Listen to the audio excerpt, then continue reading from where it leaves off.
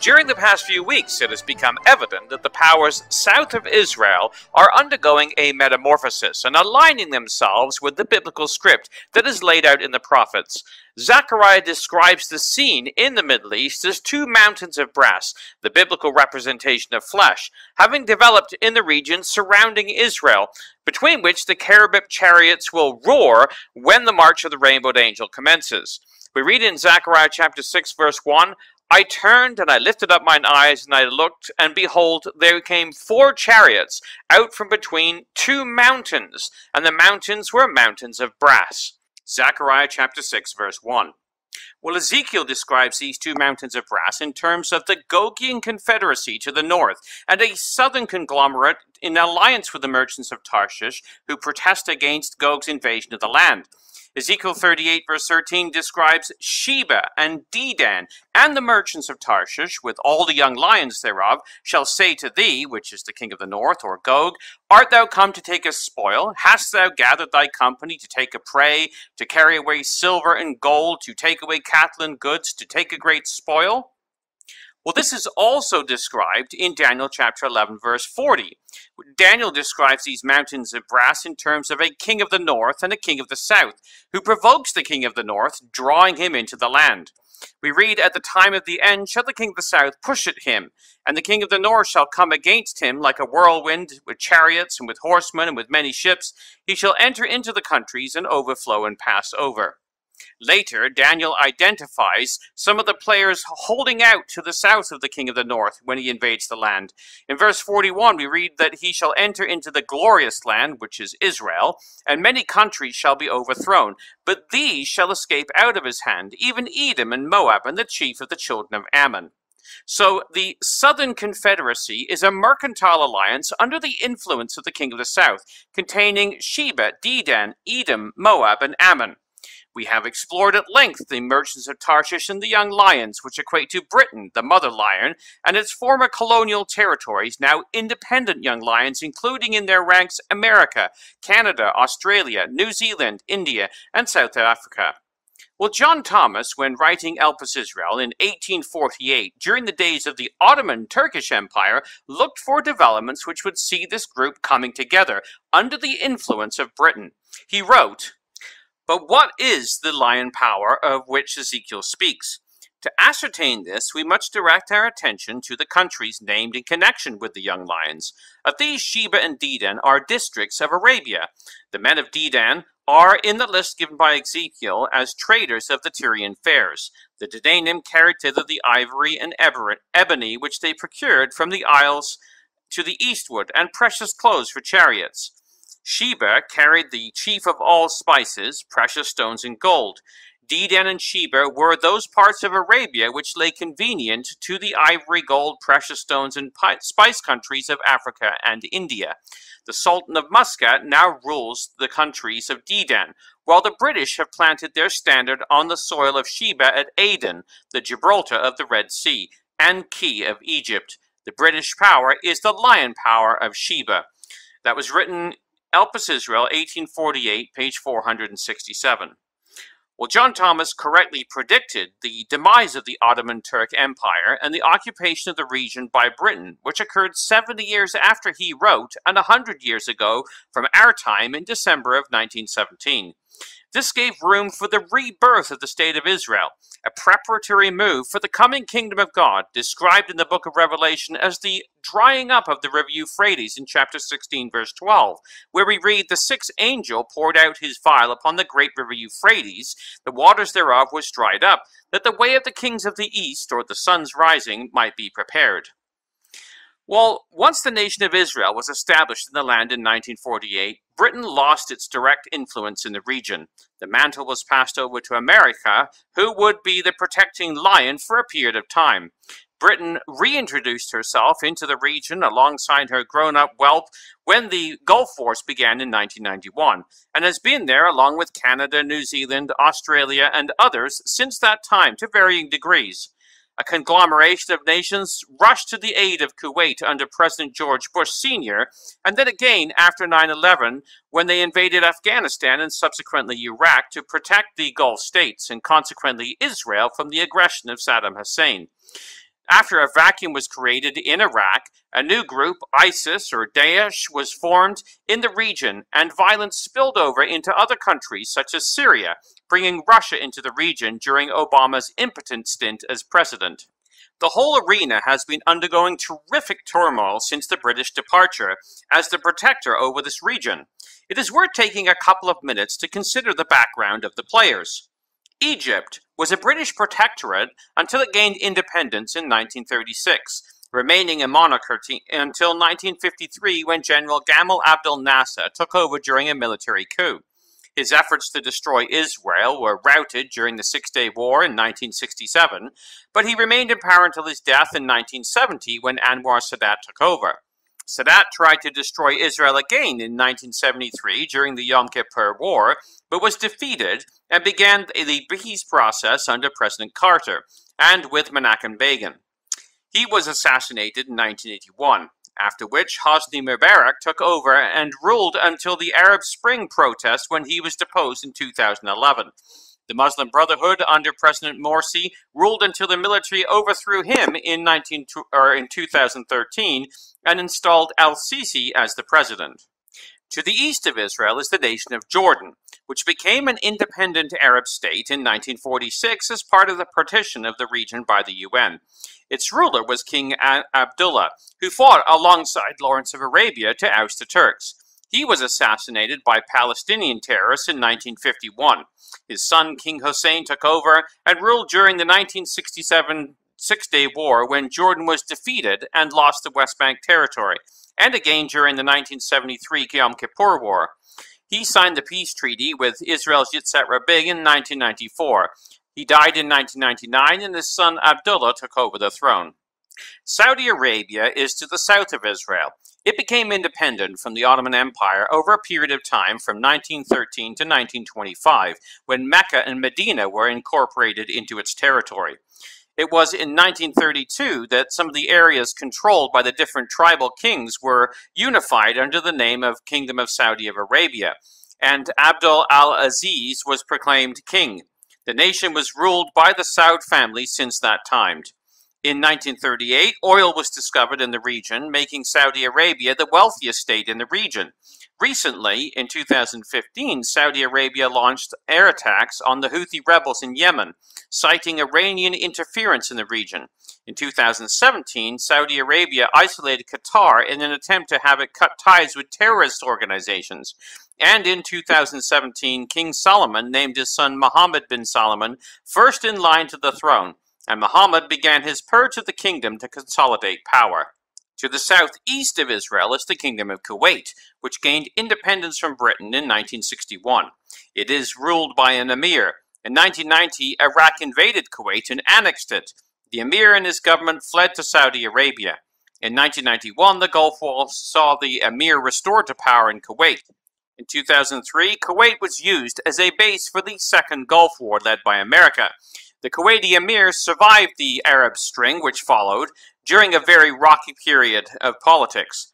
Recently, though, Kuwait joined Saudi Arabia in an airstrike on the Houthi rebels in Yemen. Now, to the far south of Israel, occupying the ancient area of Sheba, is Yemen. It gained independence from the Ottoman Empire in 1918. In 1962, the royal family was overthrown and the army set up the Yemen Arab Republic, beginning a civil war, where the royalists were supported by the Saudis and the republicans were supported by the Egyptians. South Yemen gained independence from the north in 1967 when the People's Republic of Yemen was formed, but Marxists took over it in 1969, putting Yemen into the influence of the Soviet bloc. Following the collapse of the Soviet Union, Yemen reunited in 1990, although several groups have tried to establish an independent Yemen in the south.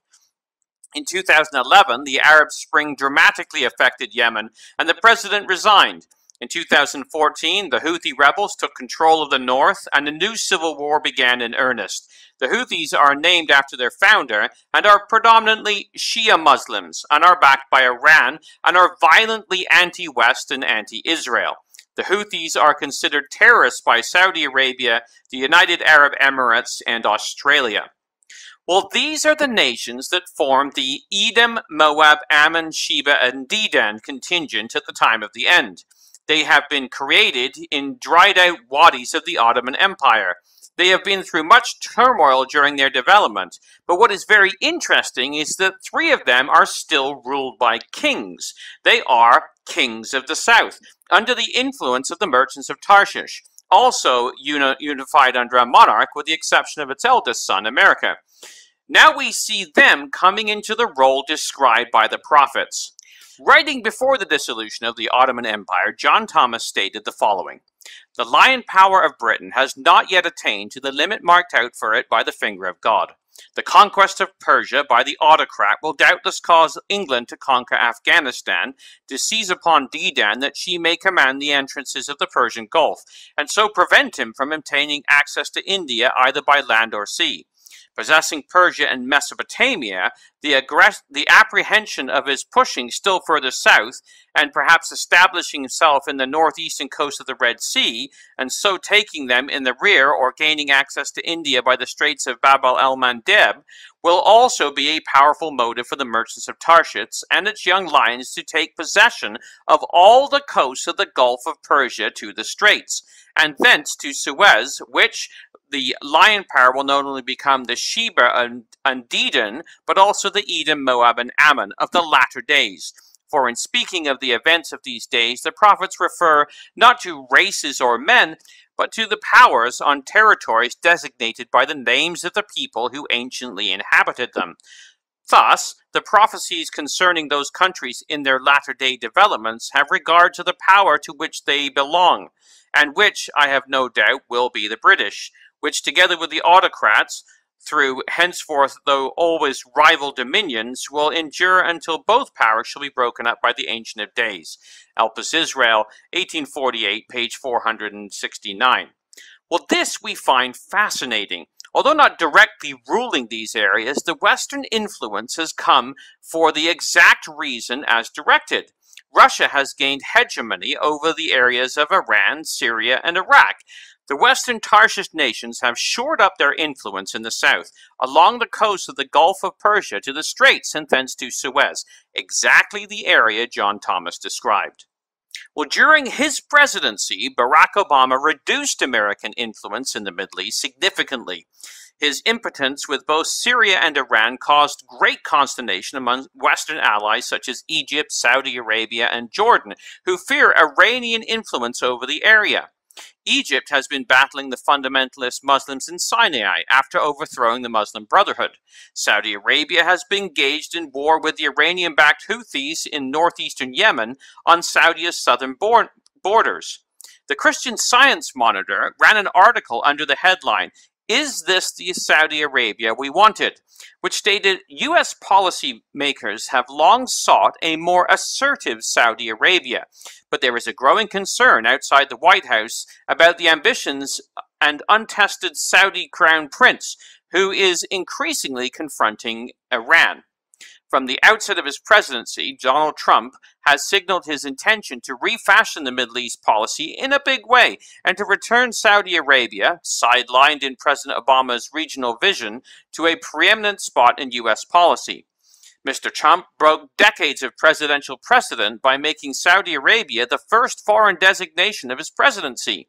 He has seemed to issue, through speeches and tweets, an American carte blanche to Saudi actions, both in the region, as the Saudis have ramped up efforts to counter Iran's rise, and domestically. Well, the result of Obama's step back, and then Trump's blank check, are being seen, as the article continues. Trump's unquestioning support and evident encouragement have unleashed the Saudis to do things we've long hoped for, namely to assert themselves in the region and take on more of their own security, says Aaron David Miller, Vice President for New Initiatives and Middle East Program Director at the Wilson Center in Washington. While this is in keeping with the picture painted by the scriptures, where the southern host is a force which offers protest, albeit without effect. Saudi Arabia is leaving behind the lame duck status and becoming a force in the region countering Iran. However, the article went on to lay out concerns some lawmakers have when it stated, "But now that the president has emboldened the prince to launch into these actions, what you're hearing increasingly is remorse about what we wished for," he adds. "No one knows where all this is heading, but it's pretty clear that it's not all the potential outcomes that are in our interest. Clearly, the White House, with the president in lead, is delighted with the Saudis' new assertiveness, particularly when it comes to efforts at countering Iran. But that unvarnished enthusiasm does not extend to either the State Department or the Pentagon, where support for Saudi actions are tinged with concerns about where what some see as adventurism could lead, and what could result in instability could cost the U.S." End quote. The problem? Well, the Saudis are pushing back at Iran, Syria, Lebanon, and by extension, Russia. They are sliding into the mold of the King of the South conglomerate who has been pushing at the northern powers since the Ottomans ruled the Middle East.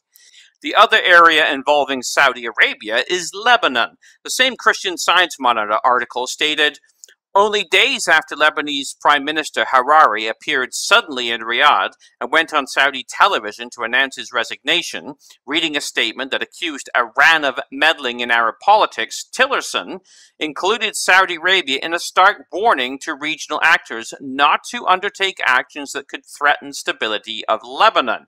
The United States," he said, "cautions against any party using Lebanon as a venue for proxy conflicts in a manner contributing to instability in that country." That was a November 10th statement. State Department officials later confirmed that the Secretary indeed included Saudi Arabia in this warning. End quote. Well, the State Department has been at variance with the presidency on policy many times. The State Department attempted to stop the recognition of Israel by the U.S. ambassador to the UN in 1948 until President Truman called him directly and ordered him to do so. However, under Trump, things are changing, as the article points out. Sure, the Secretary of State has made a point to communicate his differences with some of what Saudis are doing, but the real question is, so what, says Mr. Miller, who has served as the Middle East policy advisor in both Republican and Democrat administrations. Does it really matter what Rex Tillerson says or does while the president and his son-in-law continue to demonstrate that they are in with the king and the MBS, both in terms of their anti-Iranian initiatives and their role in a grand peace plan, he says. Maybe in the old days of U.S. foreign policy, what the Secretary of State said and did mattered, he adds, but this is the new days, end quote. Well, Israeli Prime Minister commented on Hariri's resignation in an interview with the BBC's Andrew Marr on November 5th, where he spoke of Hariri resigning, he said. Basically, that's because Hezbollah took over, which means Iran took over. And I think this is a wake-up call for everyone. It says that the Middle East is really experiencing. It's experiencing the attempt of Iran to conquer the Middle East, to dominate it, to subjugate it. And I think when the Israelis and Arabs, and it is all the Arabs and the Israelis, agree on this one thing, people should pay attention. We should stop this Iranian takeover for your interests. End quote. Well, what has been unifying influence for some of the key Arab states has been the actions of Iran. The same article, the Christian Science Monitor, stated that Mr. Miller underscores the reality that Saudi Arabia confronts on an increasingly worrisome security environment outside its borders. Some are among those legitimate security concerns, he adds, none surpasses the challenge of Iran's expanding influence and in particular, its evident success at fashioning Hezbollah into a formidable regional proxy. Pointing to the rocket attack this month on Riyadh's airport that the Saudis claim was carried out by Iran, and Hezbollah-backed Houthi rebels in neighboring Yemen, Miller says the establishment of ballistic missile capability on Saudi Arabia's border would be an ominous destabilizing factor in the region. It appears the Iranians are trying to turn Yemen's Houthis into the equivalent of what the Hezbollah represents to Israel's borders, Miller says. Of course, the Saudis want to figure out some way to prevent that from happening. Well, Reuters reported that the Saudi Arabians see Iran's involvement in Lebanon as a declaration of war. It stated just the other day, Saudi Arabia accused Lebanon on Monday of declaring war against it because of aggression by the Iran-backed Lebanese Shiite group Hezbollah, a dramatic escalation of a crisis threatening to destabilize the tiny Arab country. Lebanon has been thrust into the center of regional rivalry between Saudi Arabia and Iran since the Saudi-allied Lebanese politician Hariri quit as prime minister on Saturday, blaming Iran and Hezbollah in his resignation speech. Saudi Gulf Affairs Minister Al-Sabhan said the Lebanese government would be dealt with as a government declaring war on Saudi Arabia because of what he describes as aggression by Hezbollah. End quote. So, this week also saw revelations of greater military intelligence ties between Israel and Saudi Arabia battling this common enemy, Iran, through the proxy of Hezbollah. During his speech on the Balfour Declaration centenary dinner in the UK, where he spoke after British Prime Minister Theresa May, Netanyahu stated the following. Now, there is good news. Alongside Egypt and Jordan, with whom we've already made peace, others in the Arab world are moving forward. They recognize that Israel is not their enemy, but their indispensable ally in fighting militant Islam. They view Israel as their partner for ensuring a peace and a future and security and prosperity. It's time that the Palestinians will embrace this approach too. And if they do, they will find in Israel and in me an enthusiastic partner for building a peaceful and prosperous future for both our peoples. It's within our reach. I think it's getting closer. Now, you doubt it. You don't really believe what I say, but you don't know everything that I know. And I'm not going to reveal it now. Many others around the world already recognize the benefits of peace and security and prosperity by cooperating with Israel. They seek to benefit from our intelligence prowess in fighting terrorism and our innovative technology in building their economies. People are always amazed at that, but you'd think that it would be obvious that if we liberated our economy, which we did, this is what happens. We untethered the genius and enterprise of our people to become a rising power on the world stage. Is the growing alliance between Saudi Arabia and Israel what he's hinting at? We wait to see. But there are hints. CNBC published an article entitled Growing Ties Between Saudis and Israelis Could Be an Ominous Sign, where it reported the winds of war in the Middle East, specifically pitting Iran against Saudi Arabia, are turning into a full-blown sandstorm. The latest evidence of this comes from a surprising source, an interview in a Saudi newspaper. No, a relatively short interview in an Arabic language paper in Riyadh isn't usually a big deal, but it is when it is an interview with the Chief of Staff of the Israeli Defense Forces, Lieutenant General Gadi. The interview alone is a big news. It's the first of its kind with an Israeli military official in the Saudi press. But it's what General Gadi said in the interview that really made history, and it made it clearer than ever that Saudi Arabia and Iran are marching ever closer to direct confrontation. End quote. Well, during the interview, General Gadi stated the following. With President Donald Trump, there is an opportunity for a new international alliance in the region and a major strategic plan to stop the Iranian threat. We are ready to share intelligence with Saudi Arabia if necessary. There are many common interests between us. Iran seeks to take control of the Middle East, creating a Shiite crescent from Lebanon to Iran, and then from the Gulf to the Red Sea. We must prevent this from happening." End quote. Well, the article continued, the creation of a once non-existent ties between Saudi Arabia and Israel has been widely reported, but never publicly confirmed by either government, ever since the Iranian nuclear deal was signed by the US and other key Western nations. Neither Israel nor Saudi Arabia has yet confirmed widespread reports in the Middle Eastern media that new Saudi Crown Prince Mohammed bin Salman recently secretly visited Israel in September. General Gaddi's very public interview in a governmental sanctioned newspaper is a relatively massive public admission of allegiance between former sworn enemies, end quote. Well, in Saudi Arabia, one would expect the religious extremists to put up a fight for this new alliance, except that while all this has been going on, the Crown Prince has been conducting a crackdown on extremists and a purge, as the article goes on to state. Crown Prince bin Salman recently, or apparently, isn't giving any quarter to the extremist old guard.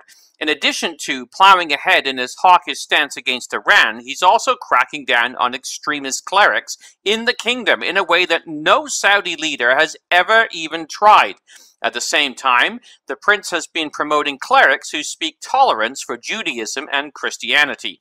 End quote. Well, the article points out the connection between all these events when it states there is a method and a correlation to all of this. Bin Salman clearly understands that to fight Iran effectively and earn the crucial support he needs from the US and Israel, he must present the world with a clear difference in culture and intentions than Iran. If the Saudis continue to abandon the long-running race to lead the world in Islamic extremist and violent piety and show a willingness to recognize and respect Israel, that will be a stark enough difference for anyone to notice. And there is a time element here, as both Saudi Arabia and Israel are clearly seeing the current Trump administration in Washington as at least a silent partner in all of this. But they also know this can change, so the time to move is now. The priorities the Saudis are making make sense in a context of the more bitter and much longer-running Sunni-Shia war that's been going on and fits the start since the 632 AD. Hatred for the US and Israel may seem supreme in radical Islamist cultures, but the Sunni-Shia divide is worse and a lot older. And with the wars in Syria and Yemen showing no sign of slowing down, hostilities between the Sunni standard bearers in Riyadh and the Shia rulers in Tehran have never been more likely. In the past, Israel has always been a potential deal breaker for any coalition of Muslim countries engaged in an alliance with the US, as Saddam Hussein, for example, tried to destroy the coalition against him in the first Gulf War by launching Scud missiles at Tel Aviv in 1991. That effort failed, but it was one of the most serious challenges to the war. And President George H.W. Bush administration fought hard to keep Israel out of the war to preserve a loose Arab coalition against Iraq. Now, Saudi Arabia has gone many steps further than just hoping to keep Israel on the back burner. This newspaper interview is tantamount to openly flaunting a growing partnership against Iran. The Saudis, long the biggest bank in the Middle East and the controlling force behind OPEC, are making it clearer than ever that it's okay to partner with Israel. On its face, that's a peaceful and modernizing move. Hopefully, it will endure and yield dividends long beyond the current political climate. But as anyone who knows the history of the region will tell you, right now, the growing ties between the Saudis and the Israelis could be an ominous sign that war is coming. End quote. Oh yes, it is.